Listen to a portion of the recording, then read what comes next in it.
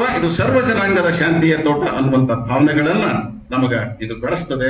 ಇಂಥ ಹಿನ್ನೆಲೆಯೊಳಗ ನಾವು ಇವತ್ತಿನ ಈ ಕಾರ್ಯಕ್ರಮದಲ್ಲಿ ನಾವು ನೀವೆಲ್ಲ ಭಾಗಿಯಾಗಿ ಯಶಸ್ಸನ್ನ ಕಾಣೋಣ ಅನ್ನುವಂತ ಮಾತು ಹೇಳಿ ಕೊನೆಗೆ ಸೌಹಾರ್ದತೆ ಅಂತಕ್ಕಂಥದ್ದು ಇರ್ಬೇಕಾದ್ರೆ ನಾವು ಏನ್ ಮಾಡಬೇಕು? ಸೌಹಾರ್ದತೆ ನಮ್ಮಲ್ಲಿ ನಾವು ಕಂಡುಕೋಬೇಕಾದ್ರೆ ಮೊಟ್ಟ ಮೊದಲು 3 ಲಕ್ಷಣಗಳನ್ನು ಅವರು ಸಂತೋಷ್ ಸರ್ ಅವರು ಬಹಳ ಚೆನ್ನಾಗಿ ಹೇಳಿದ್ರು ಅವರು ಆ 3 ಗುಣಗಳನ್ನು. ನಾವು ಏನ್ ಮಾಡಬೇಕು ಅಂತಂದ್ರೆ ಇನ್ನೊಬ್ಬರ ಧರ್ಮವನ್ನ ಗೌರವಿಸಬೇಕು ಮೊದಲು. ಎರಡನೇದು ಪ್ರಾಮಾಣಿಕವಾಗಿರ್ಬೇಕು. ಮತ್ತು ಮತ್ತೊಬ್ಬರ ನಂಬಿಕೆಗಳಿಗೆ ಎಂದೂ ಅನುಮಾನವನ್ನು ನಾವು ಕೊಡಬಾರದು.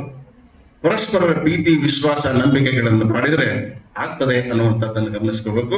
ನಮ್ಮಲ್ಲಿ ಹರಿ ಇಲ್ಲ, ಹರ ಇಲ್ಲ, ಶಿವ ಬ್ಯಾರೆ ಇಲ್ಲ, ಎಷ್ಟು ತಿಳಿಸಲಿ ನಾನು ಅಂತ ನಮ್ಮೊಬ್ಬ ತತ್ವ ಪದಕಾರ ಹೇಳ್ತಾನೆ. ಬಸವ ಕಲ್ಯಾಣ ತಾಲೂಕಿನ ಮಸ್ತ್ ಅಲಿ ಶಾಕಾರಿ ಅಂತಕ್ಕಂಥ ಒಬ್ಬ ಕವಿ ಎಷ್ಟು ಚೆನ್ನಾಗಿರ್ತೀನಿ ಖಾದ್ರಿ ನೋಡ್ರಿ, ಅವನು ತತ್ವಪದ ಎಷ್ಟು ಚೆನ್ನಾಗಿದೆ ಹೇಳಿ ಮುಗಿಸ್ಬಿಡ್ತೇನೆ.